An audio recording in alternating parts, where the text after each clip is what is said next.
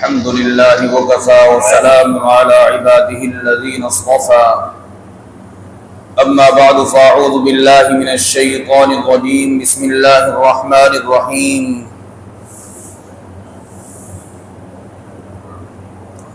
إن عدة الشهور عند الله 12 شهرا في كتاب الله يوم خلق السماوات والأرض منها 4 حرم رب اشرح لي صدري ويسر لي أمري واحلل عقدة من لساني يفقهوا قولي اللهم صل على سيدنا محمد وعلى آل سيدنا محمد وبارك وسلم۔ عزیزان محترم بزرگوں بھائیوں، اللہ جل جلالہ عم نوالہ نے اس کائنات کو بنایا اور کائنات کے نظام کو چلانے کے لیے بھی ایک نظام بنایا۔ رات اور دن، چاند اور سورج، اور اسی طریقے سے سال میں 12 مہینے، اور 12 مہینوں میں پھر ایام، اور پھر ایام میں گھنٹے، گھنٹوں کے اندر منٹ، اور منٹوں کے اندر سیکنڈ۔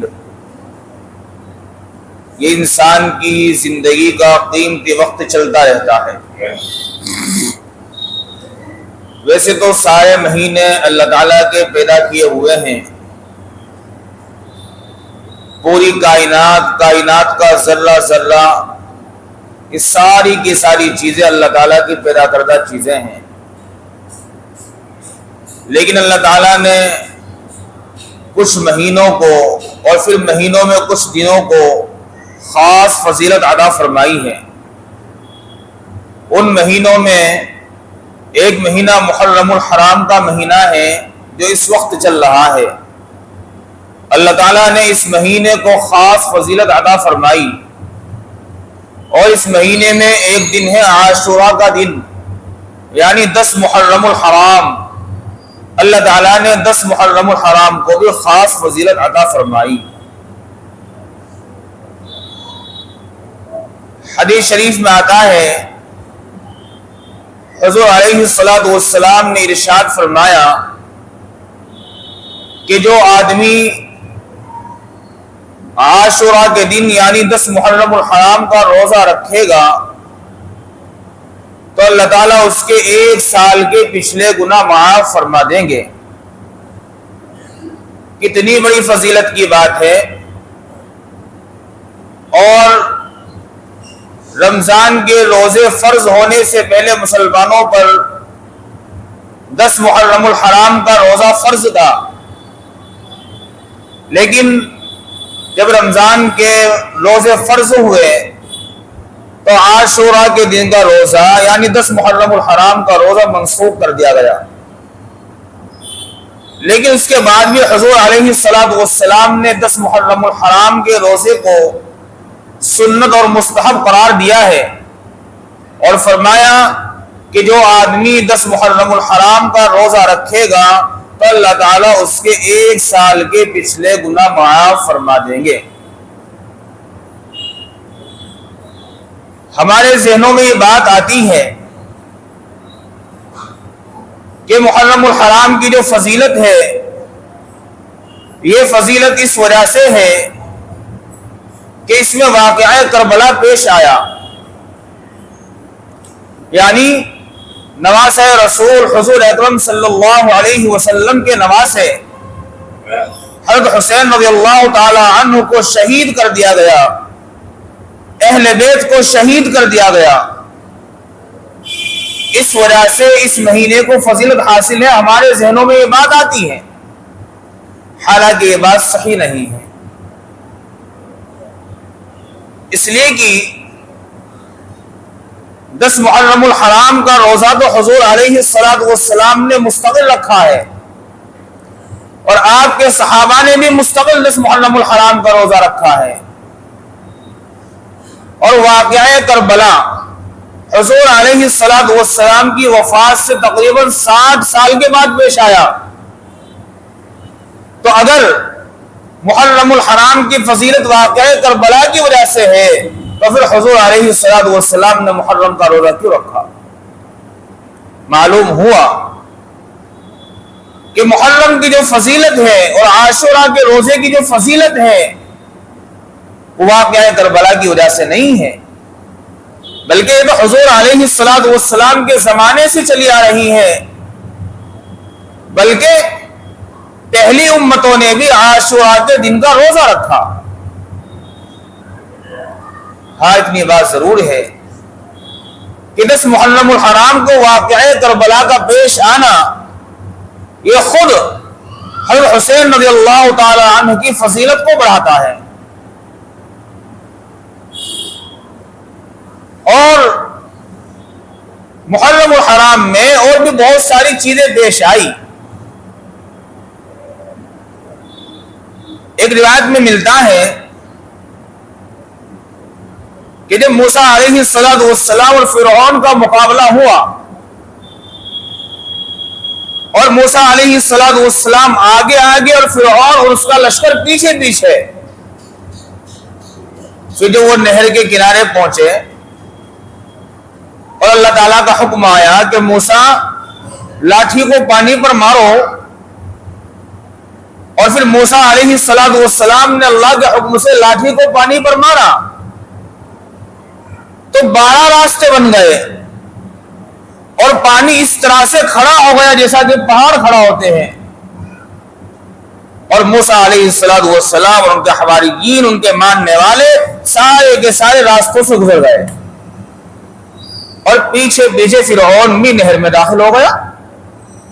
جیسے ہی فرعون بیچوں بیچ پہنچا تو اللہ تعالیٰ نے پانی کو حکم دے دیا کہ پانی اپنی پرانی حالت پر لوٹا، اور پانی اسی طریقے سے لوٹ آیا، اور فرعون اور اس کا پورا لشکر، اس کے ماننے والے غرق اور تباہ و برباد ہو گئے۔ تو یہ جو واقعہ ہے کہ موسیٰ علیہ السلام اور ان کے حواریین کو اللہ تعالیٰ نے فرعون اور اس کے لشکر سے جو نجات دی وہ بھی 10 محرم الحرام کو دی، اور یہودی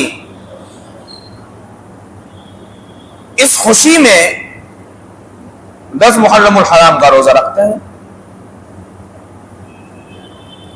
تو پتہ یہ چلا کہ 10 محرم الحرام کا روزہ پچھلی امتوں نے بھی رکھا،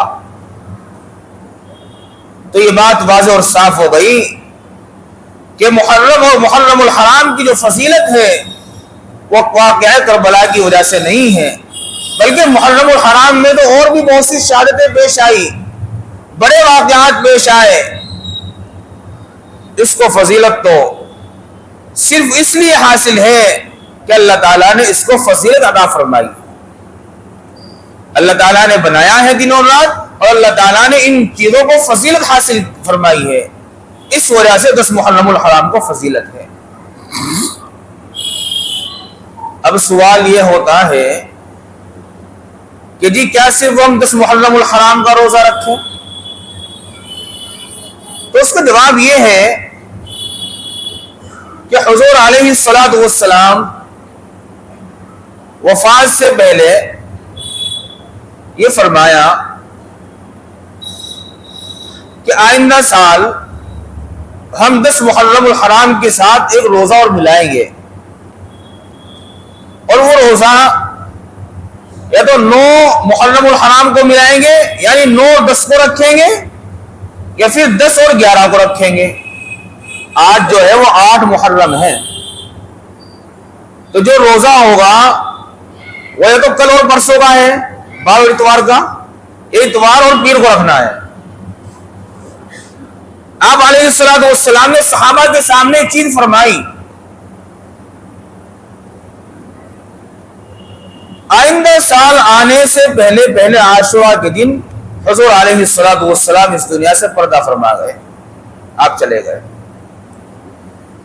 لیکن صحابہ اکرام تو آپ علیہ السلام کے احکامات کو ماننے والے تھے۔ جب آئندہ سال عاشوراء کا دن آیا تو صحابہ اکرام نے 2 روزوں کو رکھا، بہت سے صحابہ نے 9 اور 10 کا روزہ رکھا، اور بہت سے صحابہ نے 10 اور 11 محرم الحرام کا روزہ رکھا۔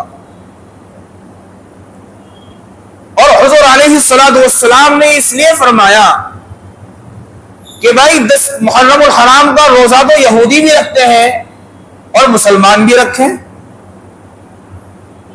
تو یہود کی مشابہت ہو رہی ہے مسلمانوں کو، اور ہمیں یہ چیز پسند نہیں ہے کہ ہم مسلمان ہونے کے بعد یہود کی مشابہت یا کسی غیر مذہب کی مشابہت اختیار کریں۔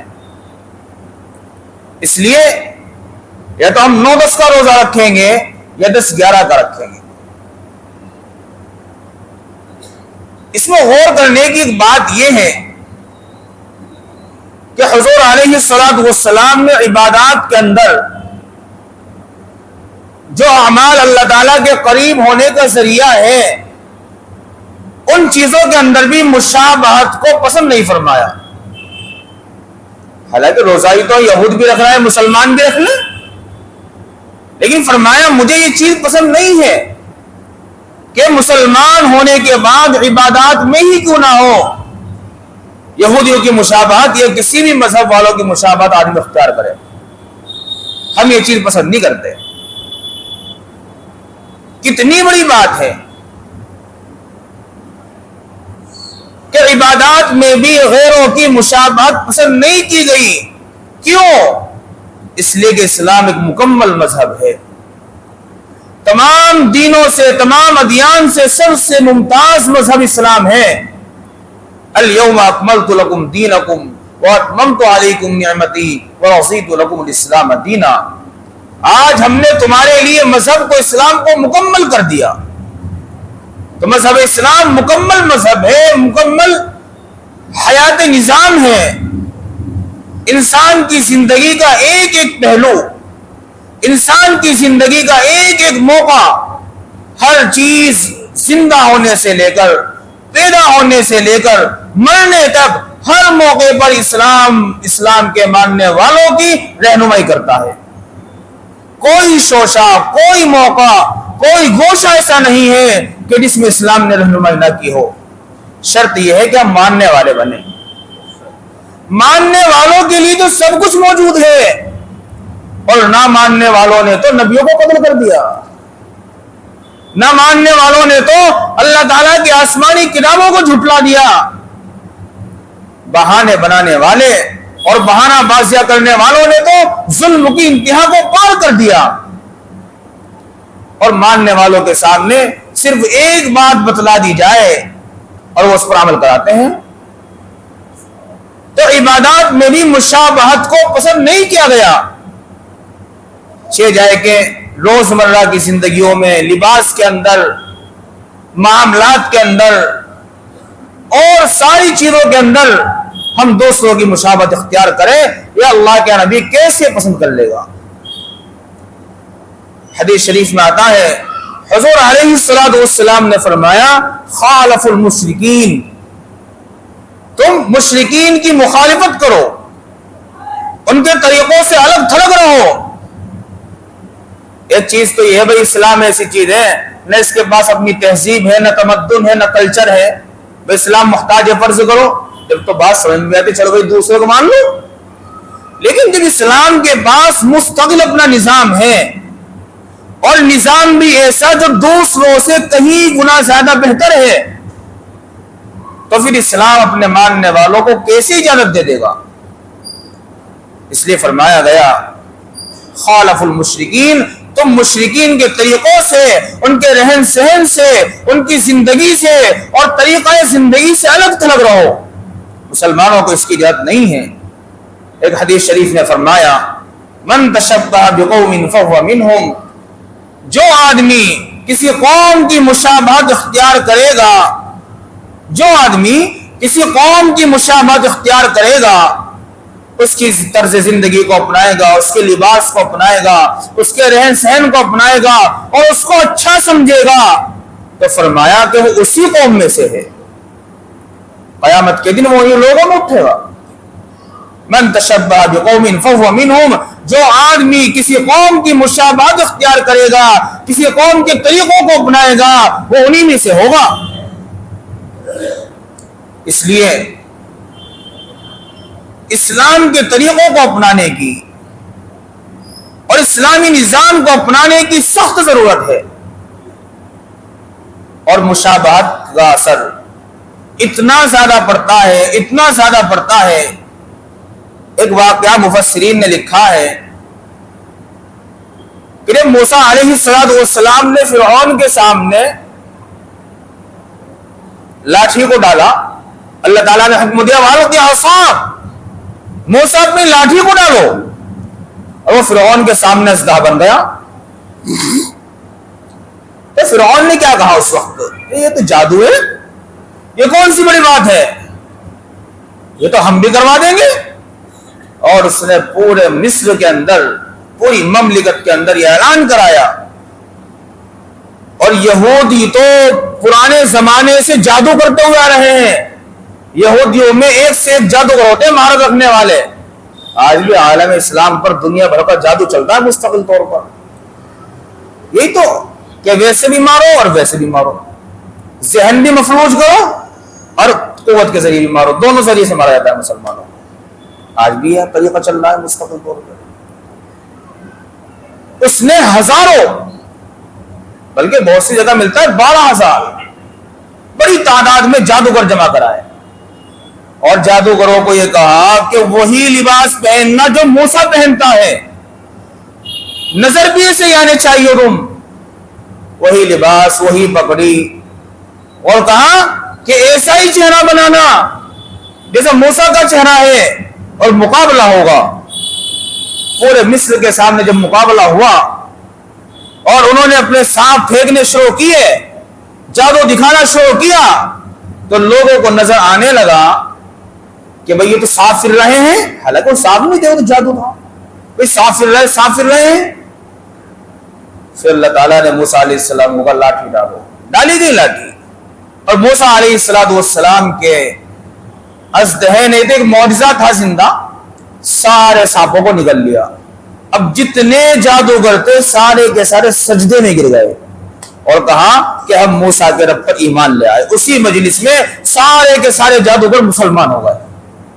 مفسرین نے ایک نقطہ لکھا ہے کہ اللہ تعالیٰ کو ان کی یہ ادا اتنی پسند آئی کہ انہوں نے موسیٰ جیسا لباس پہنا، موسیٰ جیسا چہرہ بنایا اور موسیٰ جیسا طریقہ اختیار کیا. تو اس طریقے کی اور مشابہت اور اس ادا کی وجہ سے اللہ تعالیٰ نے ان کو ایمان کی دولت سے نواز دیا. تو مشابہت کی بات تو یہ ہے،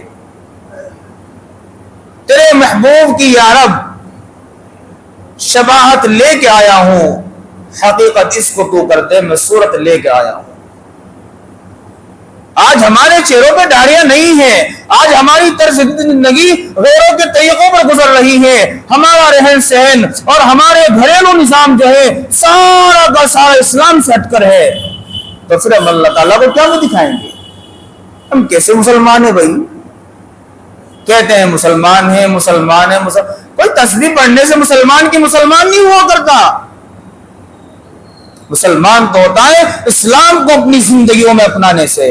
یا ایھا الذین آمنوا ادخلوا فی السلم کافہ، اے ایمان والو اسلام میں پورے داخل ہو جاؤ. کب وہ وقت آئے گا کہ جب ہمارے چہرے، ہمارا لباس اسلامی ہوگا، ہماری سوچ، ہمارے بچوں کی سوچ اسلامی بنے گی، ہمارے گھروں کی ماں اور بہنوں کی سوچ اسلامی بنے گی. کب وہ وقت آئے گا؟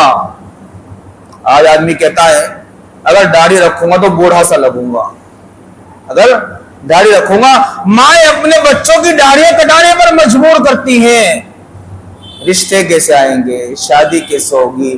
معاشرہ کیا گیا؟ او ظالم، تو نے معاشرے کو دیکھا، تو نے برادری کو دیکھا، تو نے لوگوں کو دیکھا، اس رب کائنات کو نہیں دیکھا جس نے تجھے اتنا خوبصورت جسم عطا فرمایا.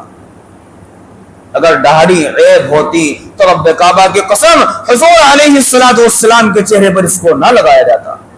وَأَحْسَنَ مِنْكَ لَمْ تَلْقَطْ عَيْنِي وَأَجْمَلَ مِنْكَ لَمْ تَلِدِ النِّسَاءُ خُلِقْتَ مُبَرَّأً مِنْ كُلِّ عَيْبٍ كَأَنَّكَ قَدْ خُلِقْتَ كَمَا تَشَاءُ. میرے محبوب، آپ کو تو ایسا پیدا کیا گیا کہ کسی کو پیدا نہیں کیا گیا.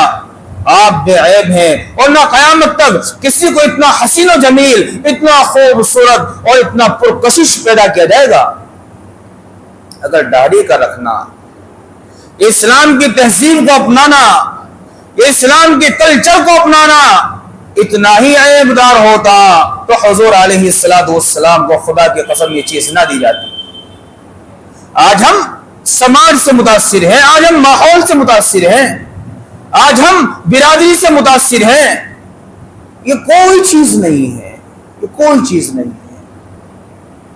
آپ اللہ کے نبی کی سیرت کو اپنائیے، آپ اسلامی طرز زندگی کو اپنائیے، تو آپ کی زندگیوں میں سکون کو بھر دیا جائے گا۔ آج گھر گھر میں لڑائی، گھر گھر میں جھگڑے، گھر گھر میں نا اتفاقیاں، گھر گھر میں انتشار، ایک بھائی دوسرے بھائی کے گریبان پہ ہاتھ ڈال رہا ہے، ایک اولاد اپنے ماں باپ کے منہ پر تھپڑ مار رہی ہے کھلا عام۔ یہ کیوں ہو رہا ہے؟ یہ کیا اللہ کا عذاب نہیں ہے؟ کیا اللہ ذلیل نہیں کر رہا ہے؟ کیا اللہ نے زندگیوں سے سکون کو نہیں اٹھا لیا ہے؟ بندہ صبح اٹھتا ہے اور اللہ کے نبی کی سنت کو نالیوں میں بہا دیتا ہے۔ کبھی سوچا ہم نے؟ اس لیے فرمایا من تشبہ بقوم فہو منہم، جو آدمی کسی قوم کی مشابہت اختیار کرے گا وہ آدمی اسی میں سے ہوگا۔ حضور علیہ السلام نے عبادات میری مشابہت کو پسند نہیں فرمایا۔ آج ہم اپنے بچوں کے بالوں کو دیکھیں، کوئی انسانی طریقہ ہے؟ کپڑا کم پڑا، پینٹ ساڑی، یہی فیشن چل پڑا۔ کل ہی پڑھ رہا تھا 5 منٹ کے مدرسے میں کہ مردوں کے لیے ٹخنوں کا کھولنا ضروری ہے اور عورتوں کے لیے ٹخنوں کا ڈھانکنا یہ ضروری ہے، لیکن آج ہماری تہذیب اس کی الٹی ہو گئی۔ مرد تو کھولنے کو تیار نہیں اور عورتیں ڈھکنے کو تیار نہیں، بالکل الٹا نظام چل پڑا۔ اس لیے میرے عزیزوں، میرے بزرگوں، یہ ہماری جو زندگی ہے چند روزہ زندگی ہے۔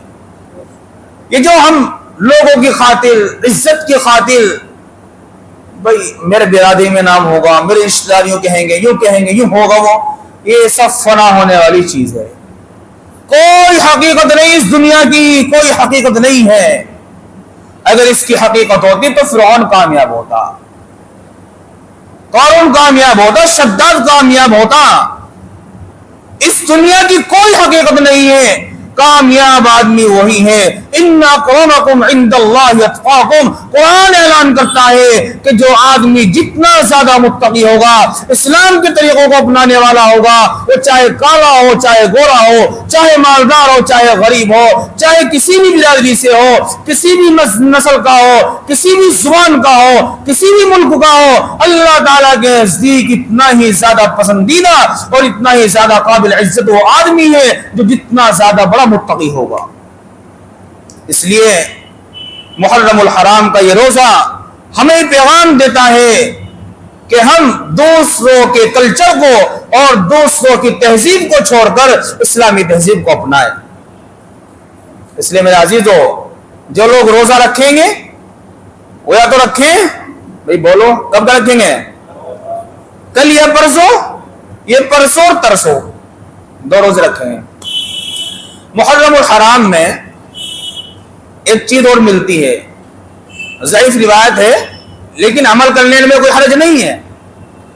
حضور علیہ السلام نے فرمایا کہ جو آدمی 10 محرم الحرام کو اپنے گھر والوں کے لیے، اہل و عیال کے لیے، یعنی جو بیوی بچے ہیں، خادم ہیں یا کام کرنے والے لوگ ہیں، ان کے لیے جو آدمی کھانے میں وسعت کرے گا تو اللہ تعالیٰ اس کے رزق میں پورے سال برکت عطا فرمائیں گے۔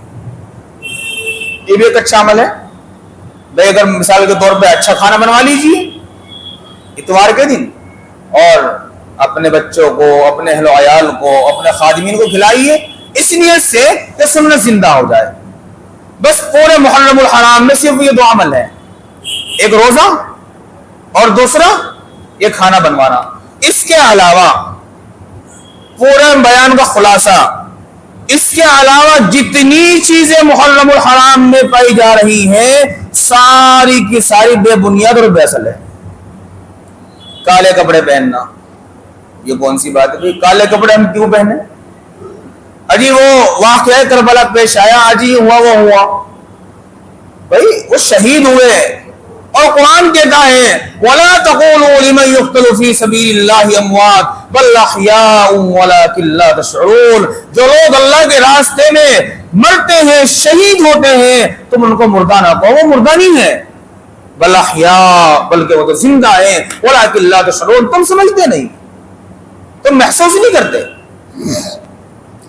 تو جس کا مقام اتنا اونچا وہ تو نواسہ رسول ہے، انبیاء علیہ السلام کو شہید کر دیا گیا، یحییٰ علیہ السلام کے سر کو تن سے جدا کر دیا گیا، زکریا علیہ السلام کے جسم پر آنے چلا دیے گئے۔ کیوں؟ اس لیے کہ شہداء کا ایک بہت بڑا مقام ہے اللہ کے یہاں۔ علماء نے لکھا ہے کہ قیامت کے دن شہید آئیں گے اپنے سر کو اپنی ہتھیلیوں میں لے کے، اور اللہ تعالیٰ کہیں گے بتاؤ میرے شہداء، میرے نام پر مر مٹنے والوں، بتاؤ کیا چاہتے ہو؟ شہداء کہیں گے اے اللہ آپ ہی فیصلہ فرما دیں۔ اللہ تعالیٰ کہیں گے میں نے فیصلہ فرما دیا، جنت واجب ہو گئی، کیا تم خوش ہو؟ اے اللہ ہم خوش نہیں ہیں۔ میں نے فیصلہ فرما دیا کہ تمہیں یاقوت، زمرد اور موتیوں کے محل دے دیے گئے، کیا آپ تو خوش ہو؟